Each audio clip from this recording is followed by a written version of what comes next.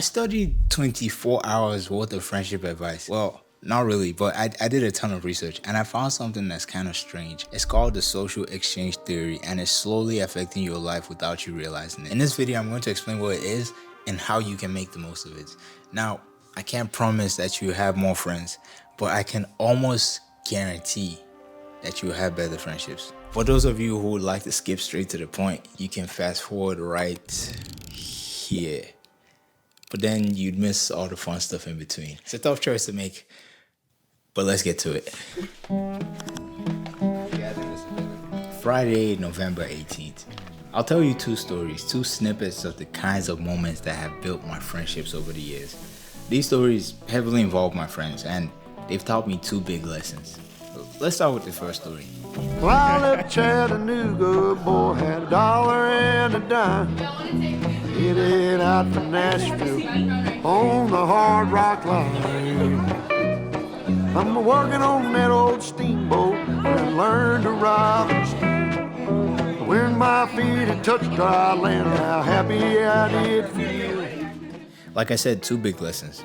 First, it's kind of obvious, but if you want great memories, you have to make them. And second, if you're lucky enough to make them, it's so much better if you have people to share that with. Today has been a blessing. I honestly have thoroughly enjoyed it. Needed this for my soul and my spirit because God's trying to kill me, and it's not going to kill me in Jesus' name. Amen. Friendsgiving 2022. We ate lots of food. It was very, can you hear me? It was very good. And I'm full, but I'm going to come back for dessert. It was very good. It was really, yeah. What are you eating? I'm eating my own food, the sweet potato soup. Oh, you're eating your own food. Yeah, Is it good? I like it.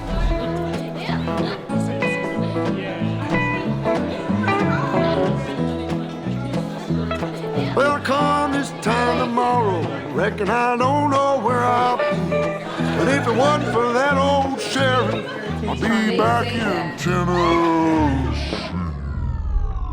A couple of weeks before the party, the boys and I, we went camping for the first time. Now, the only reason I went was because they talked me into it, but I ended up enjoying it more than anybody else. I think the biggest bonding exercise was figuring out how to get a fire started. We had a bottle of lighter fluid on hand, but there was this disagreement about using it because it would make us look like amateur campers. Let me show you something. Now, as a nature survivor, I've been doing this for about 20 years. Got a lot of experience under my belt. Don't go trying this junk at home. Hey, Max, please pass me a piece of paper. Cut you up. Just pass me some trash. Wow. Pass me the whole bottle. Yo, keep going. Yo, yes. The whole thing was taking way too long, so I may or may not have thrown in some lighter fluid while no one was looking. Honestly, I think my fire is the best. Like, I don't really care about their fire. Like, you're good. I don't lie. City or no city, it was getting kind of late, so we called it a night. The tent was a little small, and lying on the bare ground was like trying to sleep on a brick carpet. But none of that seemed to matter. I was with friends, and tomorrow we'd go fishing. Or at least we'd try. My back hurts, man. Bro, I slept with a rock behind my back.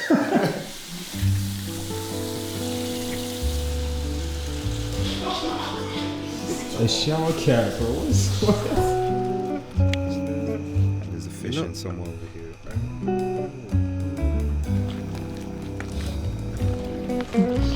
Thanks, bro.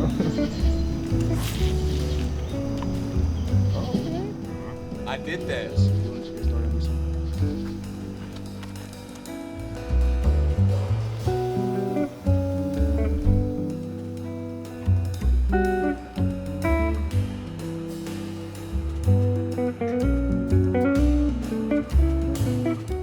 Them new fishing rods, you know.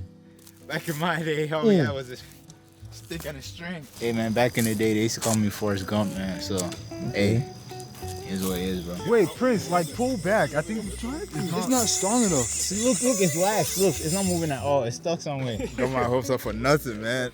I mean, all this fish you gonna feed, bro. Like, I'll eat that in one gulp. Yeah, like what would you do when you're out here like stranded with your family and stuff? And you got to catch dinner actually. You can't just bring this home to your family. I need the big stuff, man. The trout, the bass. He's hooked. He's hooked. Wait, I'm grilling, guys. You right? So wait, what hooked him? it went into his head, bro. How? We managed to catch A single fish. a single fish. That's You see him? about to die. He's about to die. You think we just throw him on the ground somewhere? We're gonna Yeah, scale but it. we're not going to scale him. This is too. Look at this. I'm gonna scale it, This is embarrassing, man. and I'm gonna feed But it. yeah, we've been out here for 3 hours, and we managed to catch our first fish thanks to this guy. Yeah.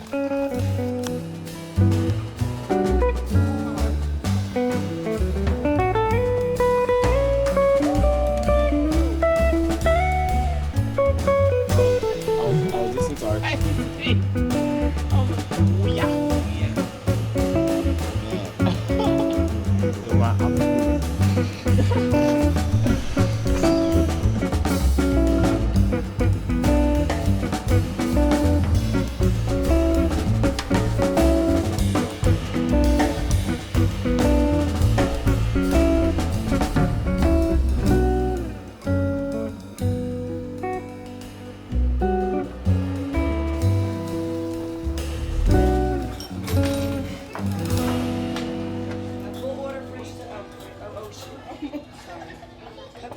Okay, so quick disclaimer before we start. I am not an expert in psychology, but I do have a pretty good idea what I'm talking about. Let's start with this. The social exchange theory I mentioned earlier is a framework based on the idea that individuals engage in social interactions or relationships with the expectation of maximizing reward while minimizing cost. Now, this idea that sprang from one person. It's a combination of a bunch of old guys who I won't even pretend to know. Now, when I say this, influencing your life without you realizing it, what I should have said is, it describes your life without you knowing it. It's easy to subconsciously think this way without knowing that you're actually being transactional in a relationship. Let me give you two scenarios. In scenario one, Bob attends Jenny's birthday party. A few months later, Bob has his own birthday party and Jenny fails to attend. Now, Bob is upset with Jenny because Bob attended Jenny's party and Jenny didn't attend Bob's party. Now, let me give you a second scenario. In this scenario, Bob, a different Bob, buys lunch for Jenny without expecting Jenny to ever buy lunch for him or to even view him in a better light because of this good thing that he did for Jenny. Now, which of these two scenarios seems more genuine? I think we'll both agree that it's the second one, the second Bob. And it's because of the motive. In reality, two people can do exactly the same thing and their motives would be different. And when it comes to friendships and relationships, that can make a world of difference. Now, how does this social exchange theory help you become a better friend?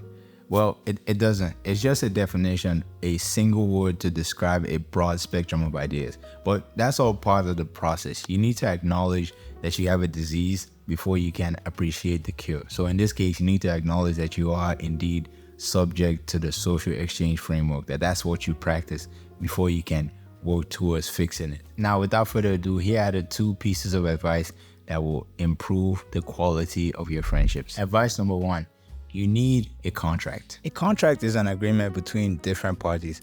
And yes, it's obvious that you need a common set of values to build any solid friendship. But the question is, how do you determine that set of values? Now, you can go with the social contract, which is basically whatever society deems is important at the moment. Right now, the social contract says it's okay to cut off or disassociate with toxic people, anyone who disagrees with you, or anyone who doesn't present an immediate benefit to your life. But if you choose that contract as the basis for your friendship, then you also have to be okay with standing on the receiving end. One day you might be that toxic, unproductive friend and you have no choice but to accept being laid off. Also, majority changes opinion all the time. If your value in a friendship is determined by what society deems is valuable, then your friendships probably won't last that long. What you need then is an uncompromising contract crafted by a reliable third party. The contract I have in mind is the biblical contract, and the basis of this is love. Jesus says, "By this everyone will know that you are my disciples if you love one another." And then he goes on to define that love so that we don't get it twisted. This is a contract outside of ourselves. Here, no one person determines your value or what you can expect in a friendship. Rather, God determines how the friendship operates, and both parties, if they truly align with the message, will act accordingly. And of course, it's never perfect, but the one reason people resist this piece of advice is because we always look at ourselves in the best light. We always give ourselves every benefit of the doubt. You think that you have enough knowledge to make the perfect arrangement for any friendship, that if everyone just followed how you defined it, then everything will work out right. Real growth happens when you have enough humility to look at yourself and say, maybe I don't have it all right. Maybe I can practice being more patient. I can be more kind. I can try to be less envious. I can try to boast less and all those things. Advice number 2, be intentional and understand the different levels of intimacy in a friendship. Now that we have this solid foundation, the contract I defined earlier, we need to establish some boundaries. It would be extremely awkward if I went on a date with a girl for the first time and then I started talking about how many kids I wanted to have. There are levels of intimacy that define every relationship that we have. And each of these levels demand that we do not give them too much attention or too little attention. I'll use Jesus as an example.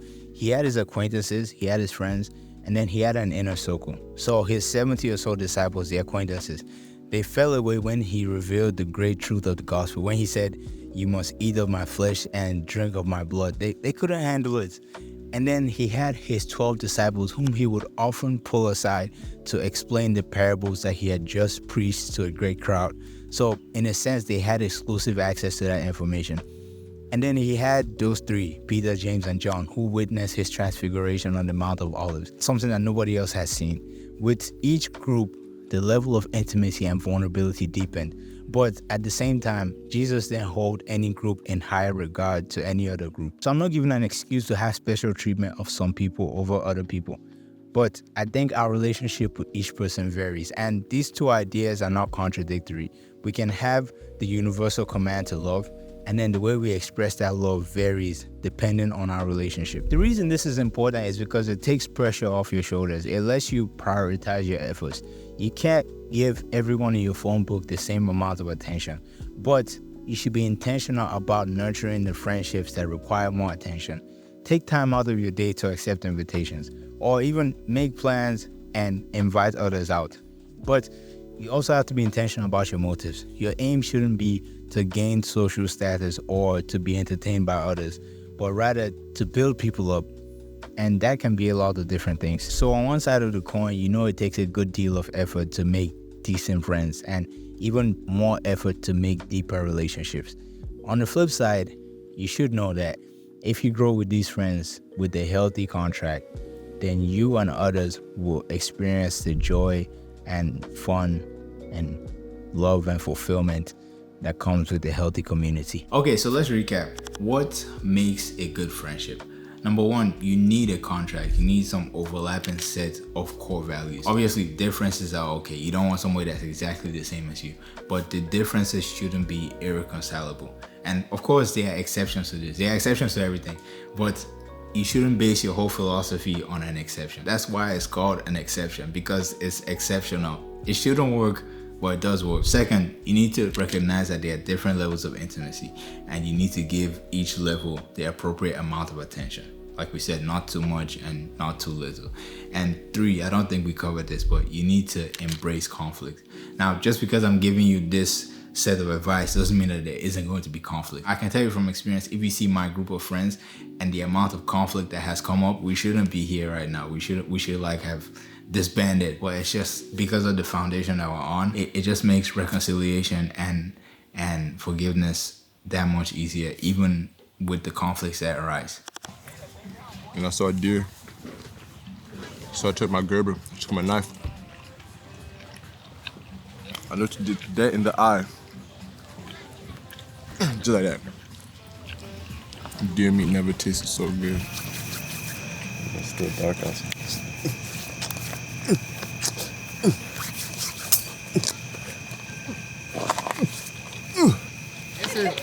This is Hannah, my assistant.